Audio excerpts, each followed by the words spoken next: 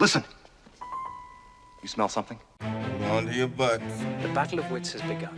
Take your sicking paws off me, finds a way. damn dirty ape! Hello there.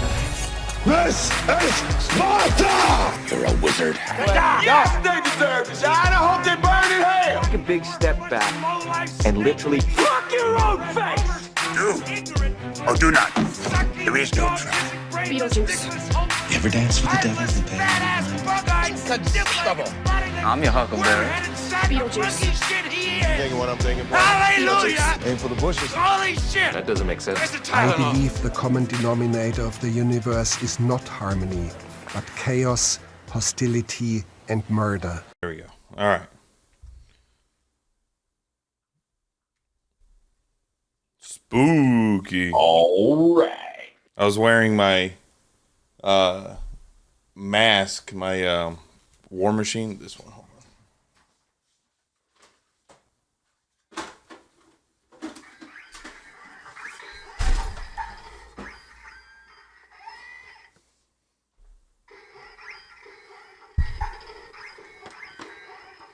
Yep. Oh, you mean this one? Yes. Never seen it before in my life. I know. We should have been more organized and had like all three of us like show up, be like, all right, everybody wear your costumes. We're all wearing the same helmet. Ooh, this is awkward. We'll do that Spider-Man thing where we all point. I still got to set up for trick-or-treaters. Hold on, let me turn my light up. Actually, hey Google, turn on desk light. Oh, you mean that commie holiday where people go around asking for candy from other people, from complete strangers, For free and they give stuff. it to them? Yes. Where children are taught to ask for handouts? Heck yeah. Bring on that rhetoric. Free diabetes for all. This week on Polititalk with Nick and Mark. Well, anyway, welcome to Pop Culture Kick. And a Halloween edition, not so spooky thing. Spooky! We need to put like the Ooh. frames like they used to do in like the Halloween episodes of South Park. They had like the shit over here and they had like spooky and then they had like little jack-o'-lanterns and shit and then and like that episode where they had fucking corn and they were doing the Scooby-Doo mysteries. Oh, you guys. Did you watch the new Munsters? No, I haven't had a chance to check I love in the new Munsters, they have in the background behind the characters, they'll have like the like spinning like effects, like old school effects behind them, like they used to do in the black and white stuff, and like Rob Zombie does it, but with like neon and stuff. It was really cool, man. People hating on it, but I mean, it's because they're so used to what he does typically that this is like a passion project of the Munsters. Huge departure from what he does because the Monsters was a comedy show, you know. Yeah, and this is very much like a tongue-in-cheek, like 60s, 70s, you know, heavily inspired, you know, love for that property that he did. And Jen and I were cracking up, man. We thought it was great. Spooky. Well, that was good. Spooky. Speaking of spooky, I'm just gonna jump right in here. Yeah, we got a time crunch tonight. So. Yeah. So speaking of spooky, all of you Twitter fucking blue check marks, guess what's gonna happen to you? You gonna pay. Oh, you mean gonna pay $20 a month for verification. You mean This that coming Musk off of Musk of Elon is gonna say, hey, we're gonna make this shit profitable. That billionaire Musk is already starting to waft into your nostrils after that Twitter acquisition. That's because those blue check marks, a lot of them turned into freaking Nazis. Oh, if it has a blue check mark, that means that they're accurate and they're what they're saying is true. And a lot of issues were happening with some of them people. Well, yeah, and I mean a lot of them are like celebrities and well-known people and well-known influencers and stuff like that. So $20 a month probably doesn't really mean a whole lot to them. They probably make that up on followers anyway. Yeah, exactly, off of like ad revenues and all that shit. You know, whatever kind of deals they have and whatever kind of, you know, things that they are sponsored by, whatever brands are sponsored by and everything. But yeah. I mean, just because you're verified blue check mark doesn't necessarily mean that you're, you know, qualified to speak about shit you don't know about, right? Like, you're not an expert. Really. You mean what the internet does every day to everybody? Right, exactly. But you have a blue check mark. That means you must be right. Right, you get a blue check mark. That's like, no, that just means that you're a person of note. You have notoriety. You know, unless you're Neil deGrasse Tyson. Then in that case, you are right. You are right. That dude's so smart, dude. About astrophysics and cosmology. I watched a video of his the other day. I don't know if I sent it to you guys, but he was like, you know what keeps me up at night? And he was like going through the whole like space time, like the light that leaves the planet that we see now that's like 200 million year old light or whatever. To the light, it's only been, you know, their standard time, but to us it's been 200 million years or whatever. He's like, you know, because that's the whole time is relative. So like if I'm traveling at the speed of light, to me time's flowing normal. To you, it's just like, boom, gone. And so he was like, think about the light that you're seeing from stars. That light does not know time. It does not know that it's traveled for 200 million years. To it, time is running normal. And he's like, that's what keeps me up at night. It was pretty good, man. He was talking about it, and like you could see like when people noticed what he was saying, like you could see it clicking in people's heads. Right? Because if you travel at the speed of light somewhere and back, by the time you get back, it may be a few days or a month for you, but it'll be like 100,000 years to everyone else on the planet.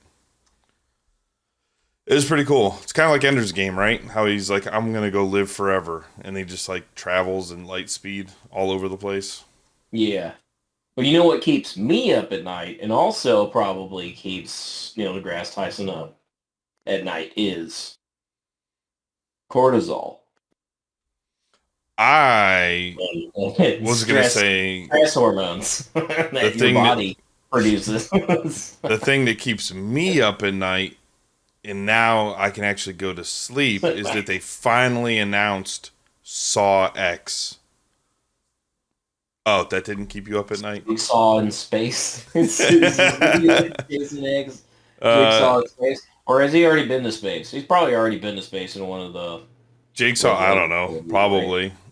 Right? He's probably traveled... No, I mean, he's probably gone back to the future and stuff, too. No, the guy that controlled the Jigsaw characters. Supposed to be dead in the series, right? But yeah.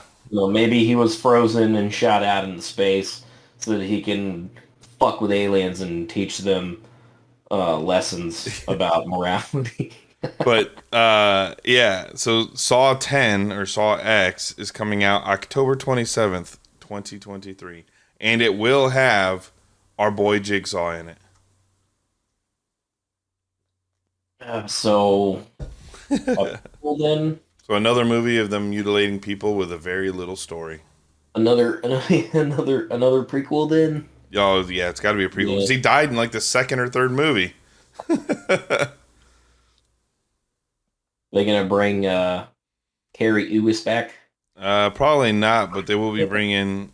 What was the guy's name? Toby Maguire. What the hell's the guy? Tobin. The guy who plays Jigsaw. I can't remember his name. I just had it. And I forgot. I don't know. That guy's name. Oh, okay. Anywho, what you got?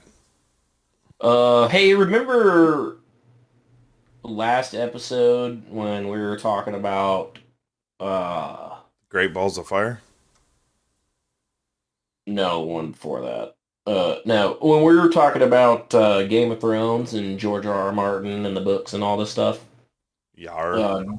Something came across my desk earlier, that we got an update actually on the next book in the Game of Thrones series from the man himself, the legend George R.R. AKA the Incest slowest Martin, writer in the world. the Incest King. He said that the Winds of Winter is about 3/4 of the way done. So he said it's going to be Big a book. pretty huge book. Like he's Yeah. thinking like 1,500 pages. Jesus Christ. He's like, I'm going to beat Stephen King's It, god damn it. So there you go. 3/4 of the way done. Well, I mean, then that would make sense why it's taking. I mean, he's very like in a lot of projects, and it sounds like he writes a lot of these like books at the same time. Like he'll be writing this one, then he goes to write this one, then he goes to write this one, and it's probably his method for keeping everything connected, right? Because Stephen King would probably also has a team of people that like make sure that they're reading along, that make sure that to make sure that things are what's the word I'm trying to think of, continuity. That's what I just said, for continuity reasons. Yeah. The word that you just said. Because there's a lot of like Stephen King and other writers who are like write sequels and stuff to their stuff and books, and then they're like, oh shit, I forgot about that back then, and now like they've changed everything, like the rules and stuff. So yeah, it's yeah. Well, what was it? There's like a lot of like older authors that would go on to like their own like forums and shit like that, like the fandom forums and all that stuff that would reach back out to fans and stuff like that, to people that knew like the minutia and all that stuff to make sure that continuity was right in that kind of thing. So writers can often do that with writing teams that they have where maybe the writer himself forgot about certain small details about stuff that he wrote and just needs somebody to kind of double check things for the sake of making sure that everything is right, make sure that it fits in the universe and make sure that it's in chronological order and that these things aren't especially in a world that's as big as like Westeros and all that shit, man. I mean like Hebert did it, like for the Dune series and stuff like that, like because those are huge books, right? George R. R. Martin's books are fucking huge. Same thing with Stephen King. So every now and then, you're sure they're gonna forget, stuff. You go into George R. R. Martin's like writing room, and it looks like the Riddler's hideout from the new Batman movie, where it's like every wall and every space is like covered with like maps and lines and string with pins. That picture of Charlie Day from It's Always Sunny. I think Orson Scott Card did that too. Like he was writing some of the Ender books, and he publicly admitted, he's like, honestly, I forgot about that, and I was reading a forum, and someone reminded me, and I was like, oh shit. I mean, and that's good, Rick Riordan admitted too when he was doing the Percy Jackson books that he was like, oh man, I forgot all about that. Everybody does it, right? Everybody does it. I mean, even TV shows, that's why TV shows have writing groups. It's not just one writer. It's, it's a whole group of people, and they can workshop things, and they can, maybe there's a guy in there, the one autistic guy who remembers every single little detail about the world and everything that goes on that went on in previous episodes and stuff like that, that can check all that stuff. Yeah. Who's going to be doing a lot of checking and looking things up, besides for George R. R. Martin in that book update, which is huge because fans have been claiming this they're like, when the hell are we going to get it? It's taken him about a decade. Yeah, I was going to say, it's been like 10 years. Yeah, it's taken about a decade for him to just put this out, that he's 75% done. With so another 2 to 3 years to go. Yeah, exactly.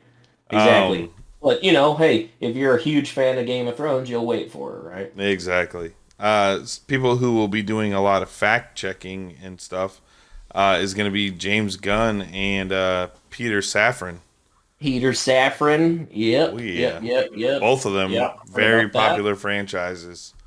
Okay, so they're co-CEOs now of DC Studios, Yep. which Is a new studio. You can fact check me on that. DC Internet. Film and Animation Studio. Yep. Yeah. So, man, that's huge. They are the huge. the Feige for DC. Yeah. The only thing is that's kind of a detriment for Marvel because that means that James Gunn's not going to be able to make films in the MCU anymore. They did that. I hope they made it worth his while. They ran him off to DC when they fired him before Guardians for that tweet he did like 10 years ago. And so he's like, okay, I still want to make comic book movies, so I'm going to go play with these toys over here then. That's okay. But yeah, remember he came back. Well, Disney, they said, hey, we messed up. And the fact that the entire cast would not return for Guardians 3 if he was not part of it. And that is a massive, they backed that money dump truck up to James Gunn's house with a giant ass cheek hanging out the window. Or lips. Lips to kiss the ass cheek. Which you do when faced with that kind of situation. Look, that's all we ask. If you fuck up, admit it, man. Just don't be a prick studio and, keep going. Like, everyone was very surprised that Disney backtracked on that because they didn't backtrack for the Gina Carrero thing. Gina Carano, yeah. And people are still pissed about that. Yeah. So. Well, I mean, the only thing is, and not to discredit her or anything like that, because she is a good actor. I like her. Big fan of hers. Gina Carano, hit me up. Slide in my DMs. You see Shelby coming through the back door. But, James Gunn, little different, right? He's a director. Yeah. Like a beloved director, obviously, like you said, everyone on the cast of Guardians really loved working with this guy, and they were like, "Hey, look, we're not going to do the movie unless he's heading it up." Everything he does is high quality too. Like, and I'm not talking about big blockbuster. I'm talking about quality. Yeah, not just directing, but also writing, because he wrote a lot of that shit. Also, he wrote all of Peacemaker. He wrote the Guardians. He did Slither. He did Brightburn. So, the value there above an actor, of one single actor, is a little bit higher for James Gunn just because of the amount of money that his films have raked in for. No matter what studio he works with, the dude produces money for them. So that's a huge get for DC and the WB. Yeah, so he's locking him in. He's going to be running the creative side of that team. The Peter Safran is going to be running the books, essentially. Yeah. He's a producer, so he knows the business aspect of it, business side of it. Yeah. And so, if you don't know who Peter Safran is, he is the guy who has built the Conjuring universe, which is a very successful universe of, Annabelle and Conjuring and, Insidious. That whole universe is all connected at some point. So he's done it very, very well with that. Yeah, and I think he also produced the latest or the next Aquaman movie too, the one coming out in 2023. Isn't he a producer on that as well? Yeah. It kind of starts with which and he did produce Aquaman, the first one too. Yeah, and they're both still going to be producing and directing movies. They're still going to be responsible for their franchises. Yeah, well, of course. Yeah, so that's huge. Yeah. That's huge. So you've got Jim Lee, who's running the comic side of it. Then you got these guys running the movies and animation studios. The only thing that they are not going to have the only toys that they can't play with is the Joker franchise, which belongs to those guys, and the Matt Reeves The Batman series. They have no influence over either of those series. Right. They have the DCEU stuff, so they can play with all the other characters. They just can't influence or connect to those other series. Well, we've been knowing for a while, right, that's what the WB was looking for. They were looking for that Kevin Feige to take up that mantle that Kevin Feige takes over Marvel. Someone to say, okay, here's my grand picture. Here's my grand plan. These guys. Yep. Because what they were doing before was not working.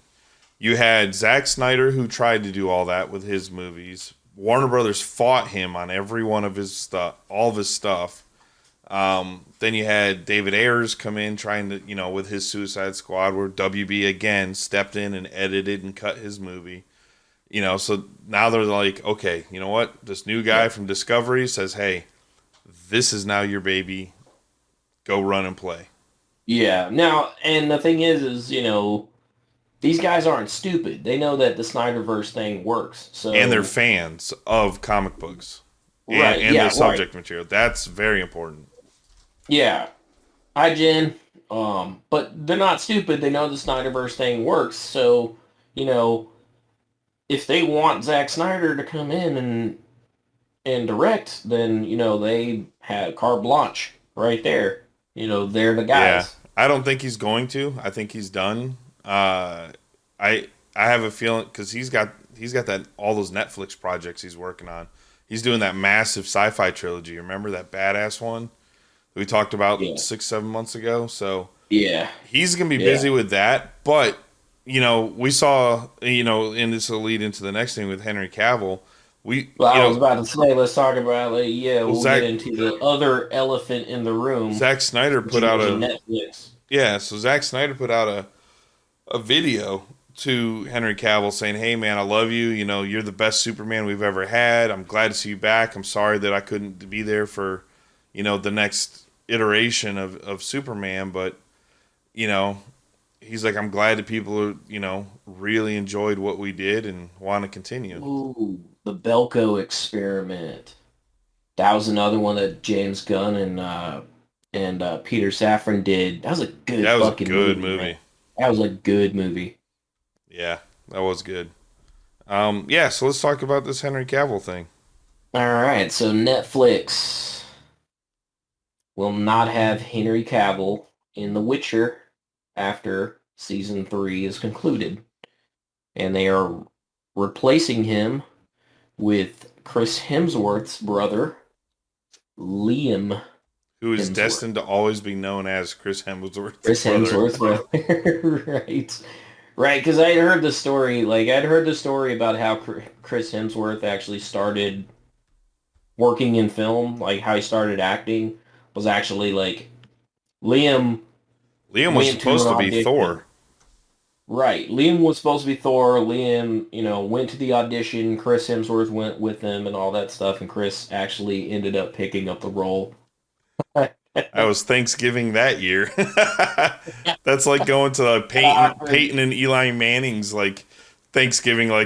Who's got the most rings on their fingers? Didn't mean to pull that carpet out from under you. Yeah, there, bro. But so season 4 will have Liam Hemsworth as Geralt of Rivia. Yeah. Instead of Henry Cavill. And so I don't feel like The Witcher will continue on very much longer after that because people go to watch Henry Cavill as Geralt. They've done the surveys, they've done the stuff. This is going to be a big test to see, are people watching The Witcher for The Witcher, or are they watching The Witcher to watch Henry Cavill chop up and do some magic shit?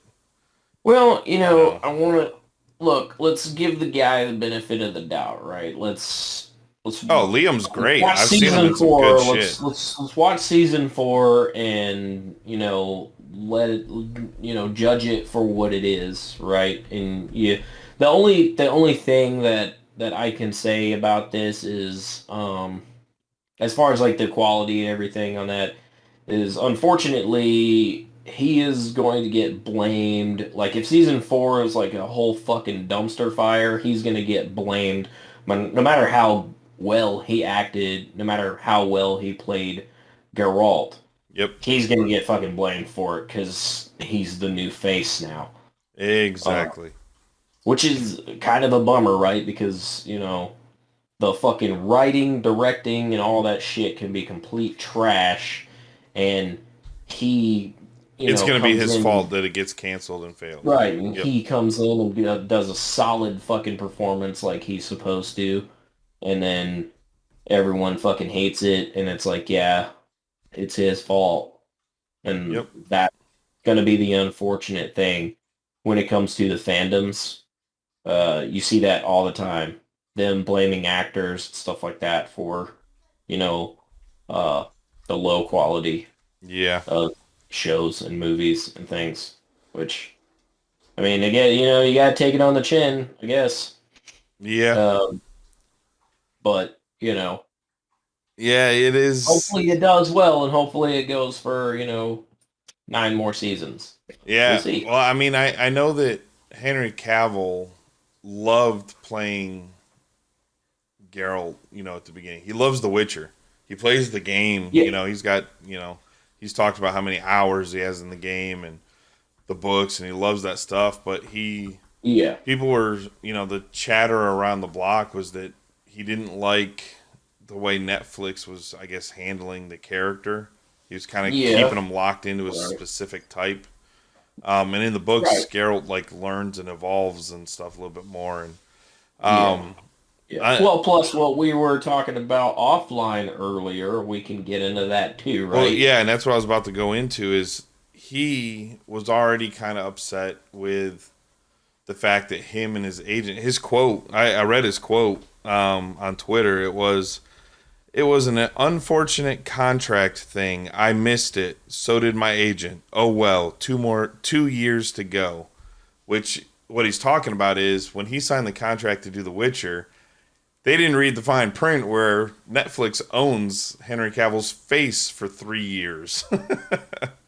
Which is why in Shazam, Peacemaker, and I think, was there one more Superman one? Or was those the only two? Where you only saw him from like the chest down. They couldn't show his face. Yeah. So. Yeah, which, I mean, you know,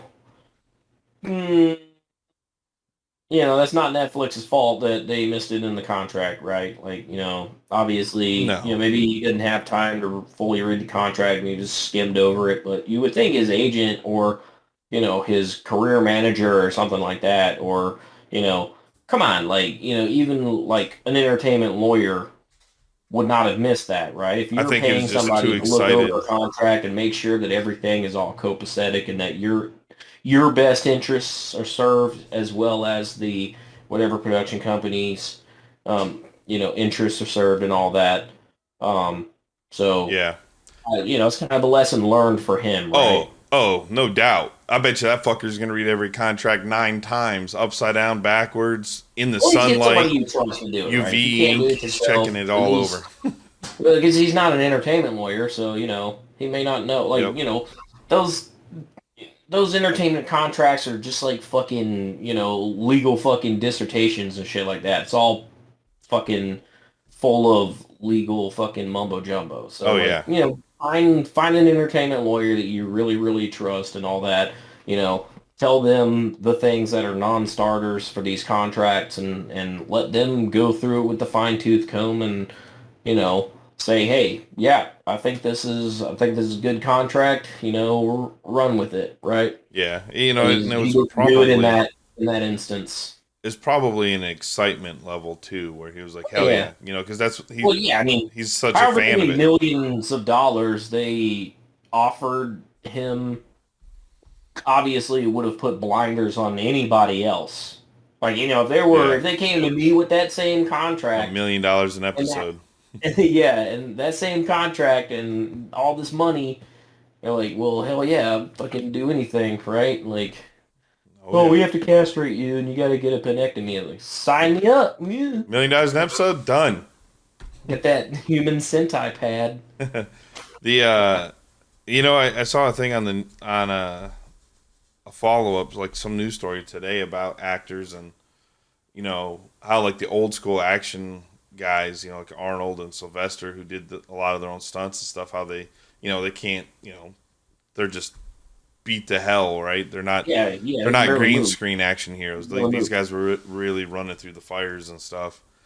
And they were talking about how like Tom Hardy and how he's still today, 10 years later from playing Bane, like has got back issues and stuff. Like Sure.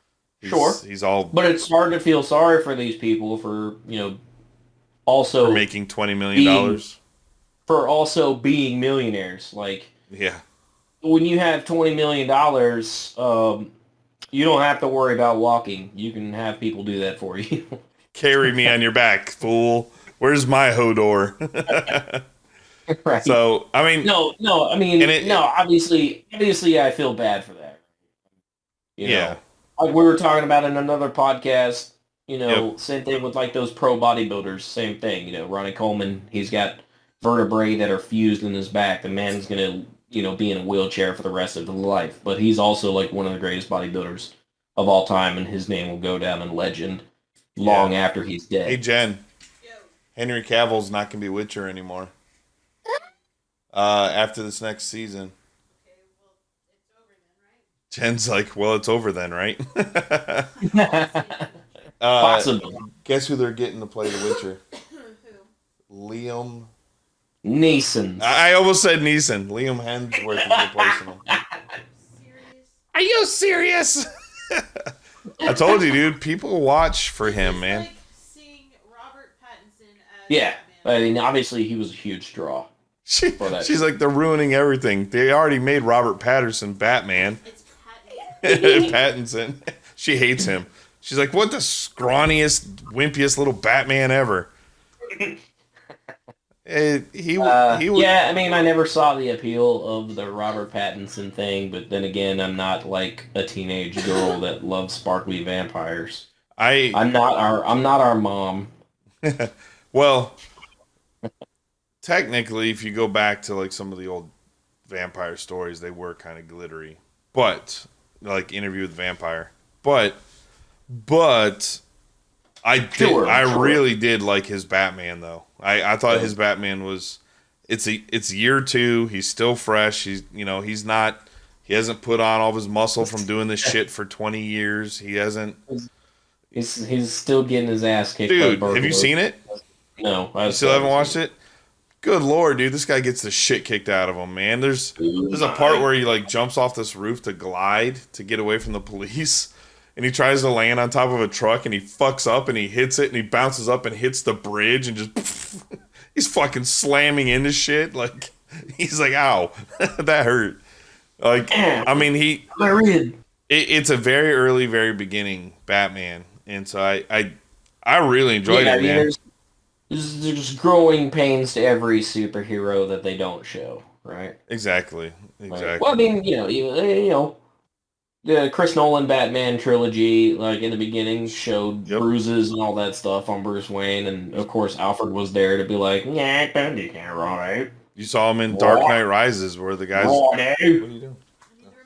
Oh, where you see, where he's putting on that like. Told you so, Master Wayne. Yeah, where he's like putting on that knee brace thing that's all like electronic to help him, walk and. Yeah.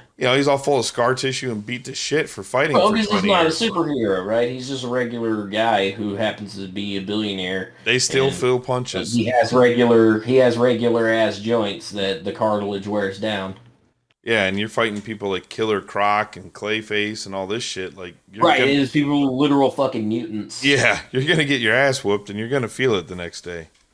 All right. I've only got 3 more things. I did forget to mention Guardians of the Galaxy, the holiday special, has a trailer out now. Written and directed by James Gunn. He did a holiday special for Disney Plus. You did not hear about that, but I'll have to check it out. Yeah, check out the trailer. It's full of copyrighted music, so as soon as I put it on, the mouse will ban us. Yeah. Gone So forever. go check it out because it's really good. They're trying to give Peter a Christmas present according to the trailer, and the Christmas present is like go back to Earth, and so you got like Gamora and Groot and all these guys, Rocket Raccoon and Drax, all going to Earth to like make Peter Quill happy, and it just turns into a fiasco. Word. What else you got then? There's a trailer for a new movie called 1899 that looked really good. Oh yeah, it's one Keith sent us the other day, right? Yeah, that one looked really good. I still have no idea what it's about. And then I was very confused. It was supposed to be like a TV series, right? It's gonna be on Netflix, right? yeah, it's a Netflix series. The people on like fuck was like on the ship or something. Yeah. The Great Balls of Fire reference was Jerry Lee Lewis passed away this week. Oh shit. I hadn't heard about that. It was very small. In today's media, Jerry Lee Lewis is not a popular person based on his wedding vows. Right. Yeah. So they kind of just dusted that over in the media, but the dude was still a music legend of his time, so. Yeah. Oh, goodness gracious. Yeah. Great Balls of Fire. Other than that, that's all I got, man. I'm gonna set up a projector. Well, I mean, you also gotta remember Jerry Lee Lewis probably wasn't like making TikTok videos or anything like that and fucking dancing Fortnite dances. He originated that shit. People, well, I mean, yeah, he originated it. He was doing all sorts of weird, crazy, It's jumbly, more- bumbly it's moves. more like, the African American blues artists were originating that shit, and him and Elvis brought that shit to Mainstream, a mainstream audience because they were pretty white boys. Oh, they hated Elvis for it. That's for sure. They tried to ban him all over the place for that stuff. Yeah, actually, Shelby and I caught like a small part of the Elvis biopic when we were on the cruise. And actually, you haven't seen that yet? We've been meaning to go back and actually watch that. It's 'cause legit, dude. It was the part where they started like it was the part where they were. I'm sorry about spoilers or anything like that, but Elvis's fucking shit is well known. But it was the part where like there were people like in the audience that were like looking for him to fucking Yeah, they're like don't shake your hips, don't do any of this shit, don't fucking move. Right before And, that like, it's scene, the part where the fucking cops just like went up on stage and fucking arrested his ass, and his mother is getting thrown in this other car. they told her to and get all in the this. car and leave. Yeah. Yeah. So right before that scene, what it was is a like mayor or governor, or someone in the political office. His daughter and their friends were watching TV, and they were watching the program of Elvis dancing. Yeah.